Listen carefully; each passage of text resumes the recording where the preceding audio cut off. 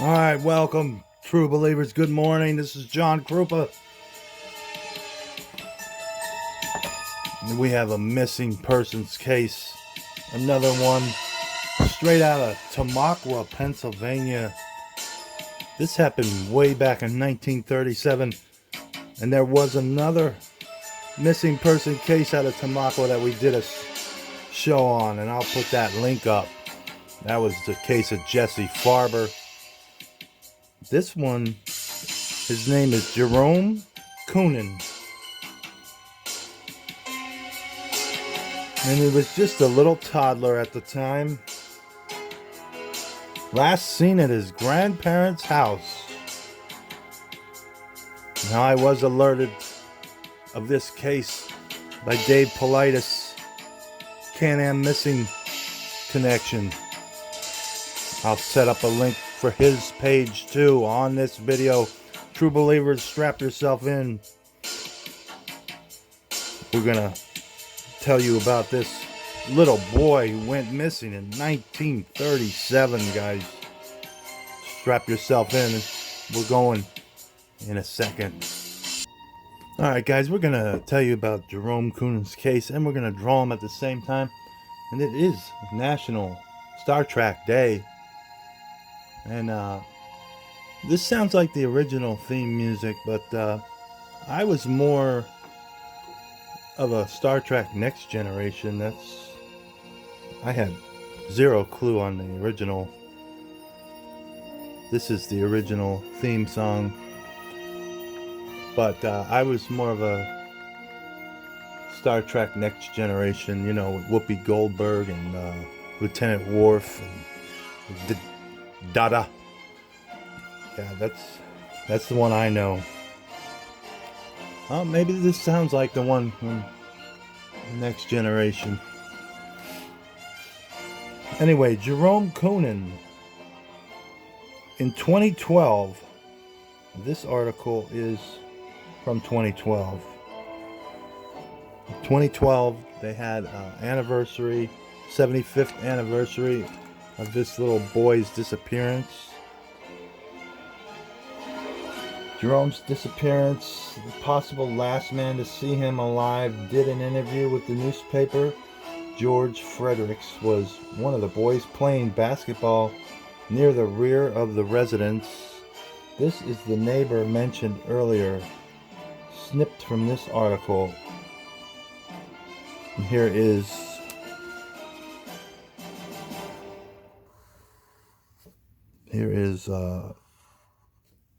transcripts from that article. We were playing basketball using a peach basket, said Fredericks. It was Buddy Moyer, Ben Herring, and Herbie Shikram. Jerome came out to the back and wanted me to open the gate. He says Frederick knew the toddler and the family well and occasionally had played with Jerome. I said to him, "You're not allowed out of the yard. Go back and play in your own sandbox." Fredericks said the child returned to the sandbox playing with toy trucks and shovels. As Fredericks and his buddies played basketball for perhaps the next half hour, it was getting close to supper time. I heard Miss Barry come out and call him. Then she asked me if I'd seen him. She said he was missing. Then they called the police. It was Chief Nelson Hughes and Sergeant Brecker, and they got a search party. I told them he never came out of the yard. Maybe he fell down the toilet, referring to the outhouse to the rear. Back in those days, they had outhouses. You didn't always go into your house to go to the bathroom. Hence the name outhouse. You had to go out. It was a hole dug in the ground with a toilet, just a toilet seat. No lid, no nothing, just a granite toilet seat cover, and you sat on there and you relieved yourself. And that's what you did back then, and you liked it. So that's this is 1937, folks. We're talking here, 1937. Frederick said Citizens Fire Company responded and checked the outhouse using a long pike hook. They tried poking down but couldn't get anything out, he says. The search then spread throughout the town, expanding over days and weeks. But Fredericks believed the answer was in the outhouse, and police didn't take him seriously because he was a child of only 10 or 11. I felt they didn't want to talk to a kid. Why is Fredericks revealing this story now? He says he's actually told the story all along, but nobody wanted to believe him. Now that's a good angle on this case.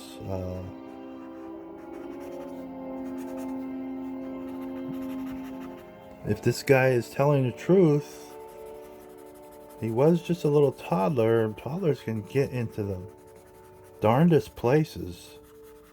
He might have fell down the outhouse hole. Might have climbed up in it and slipped and fell right down into the chute. If Jerome fell into the toilet seat opening, why did searchers fail to locate him at the bottom of the outhouse? Turns out it wasn't typical privy, says the man who owns the property. The outhouse was built over a spring, explains Scott Consavage, homeowner since 1987. His relatives, the Betts family, owned the house since 1950.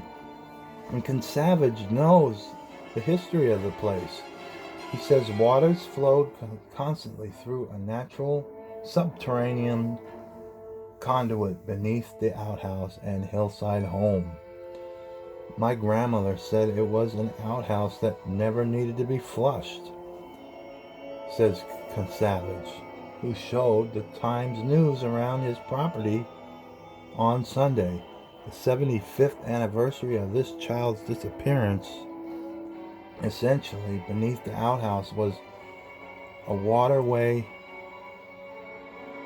leading downhill to possibly Pitt Street and eventually into the Wabash Tunnel, where a creek flows beneath the community. Such underground waterways are prevalent in Tamaqua, known as the land of running water, during times of heavy spring rain. As was the case when Jerome disappeared, the mountain spring would become so active it would gurgle up from the ground and flood near the rear of the house and the one next door. Even if there was a drought, the water still ran, said Consavage.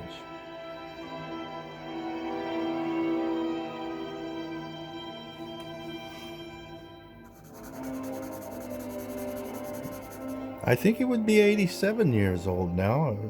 Is that right? Right math?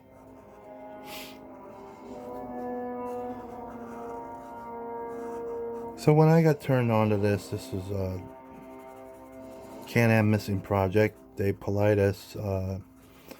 His grandparents were watching him, and they were by running water.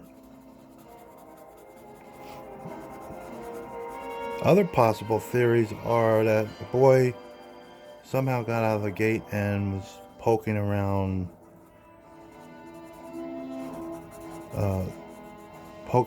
in places he shouldn't have been. Like there's a lot of open mines out that way. At that time, there would have been a lot of mines. And so the possibility remains that he may have fell down a mine shaft, never be seen again. Case of Jesse Farber, they think that possibly could have happened to him. could have fell down. He was on Sharp Mountain, which has a lot of open mines. He could have fell down a mine shaft. The fact is, this boy was never found, ever, in 1937, 1947, 57, 67, 77, 87, 97, 2007, 2017, and that's 80 years. 83 would be 2023, that's 86. Okay, yeah, and I think he was 1 year old, so he would be 87 years old today. And he's been missing for 86 years. That is a long time. I'm going to venture to say that he's probably not alive. Most likely, but the mystery is, guys, they've never found the body. Not even close.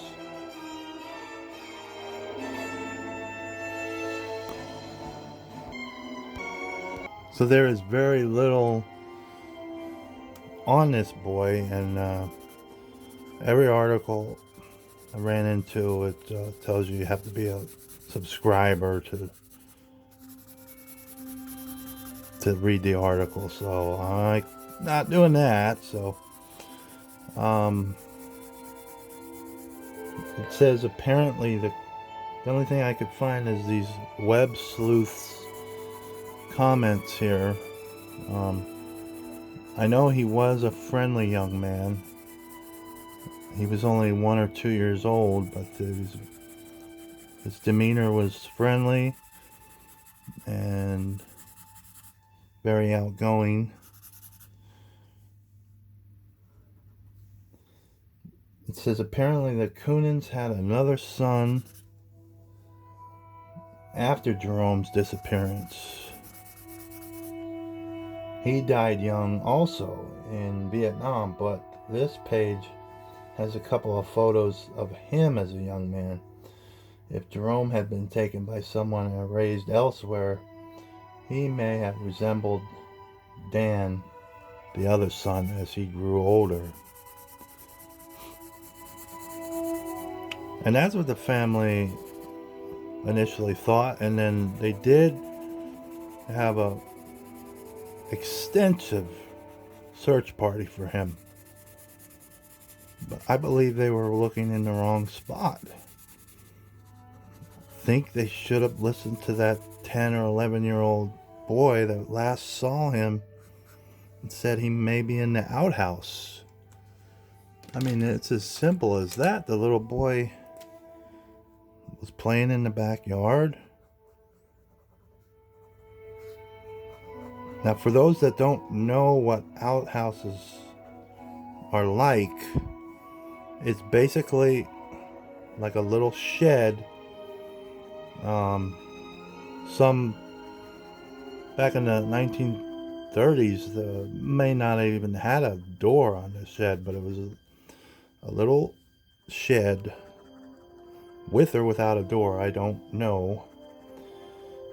And it had a toilet on it, a porcelain toilet coming out of the ground. They didn't always have a lid, and I'm going to guess that this one did not have a lid, because what do you need lids for in 1937? You know, it wasn't necessary. You didn't need it. That's the thinking back in those days. So I think it's a strong possibility that the little boy crawled into that porcelain hole and fell down, and they weren't able to ever find him because it was a running sewer. It ran underneath the city. The owner was quoted on saying that, who owned it in the from the 50s to the 80s said that that's an outhouse that never needed to be flushed because it ran into open running water. That explains right there what happened to this little boy. He was swept away and met an untimely death. There's no way a little boy could survive getting swept away by a gushing amount of sewer water.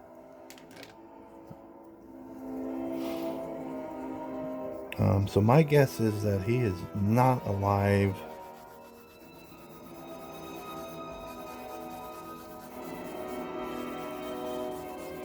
But now Dave Politis never says that he might have been abducted by somebody or something. He lets you come to your own conclusions. So it is just a strange disappearance that they never found a body, or they never found what happened to this little boy. The parents of this little boy thought that he got abducted by someone and then raised by a different family. And that could have happened too. Somebody could have just taken him while the other boys were playing basketball with a peach bucket. They weren't paying attention. They're not supposed to pay attention. It's not their child.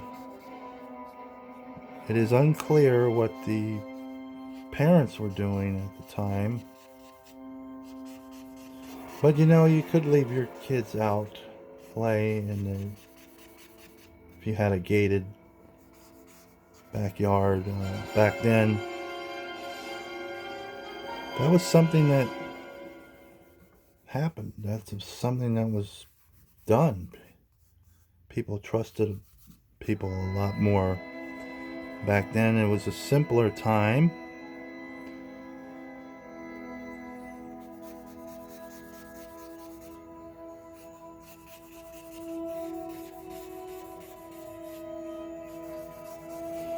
I believe that this little boy didn't get abducted at all. I'm going to have to go against Mr. Politis respectfully. I believe he got washed away in that outhouse.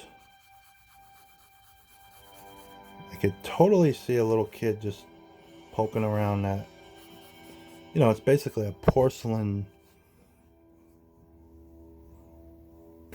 hole protruding out of the ground. It's probably only about a foot off the ground level, and there's a lot of guessing here, but I'm going to think that back then they didn't put a door on it. It was just like a shed with with a door opening, and then that porcelain commode just protruding out of the ground like a foot and a half. And if he was 1.5, 2 years old, he's exploring, he's crawling around, he's able to maybe walk short distances. He definitely could crawl over to that and start climbing around and then slip and fall. Boom, you'd never see him again.